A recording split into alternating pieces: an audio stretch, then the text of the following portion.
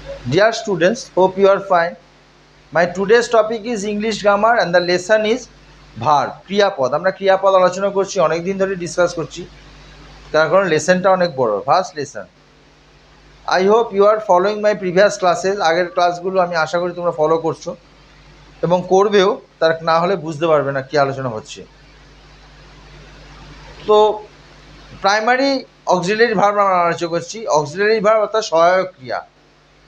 Primary auxiliary ভার্বের মধ্যে B ভার্বটা যখন প্রিন্সিপাল ভার্ব হিসেবে ব্যবহার হয় তখন তাকে কীরকম তার এক্সপ্রেশন হয়, ইউজ হয়।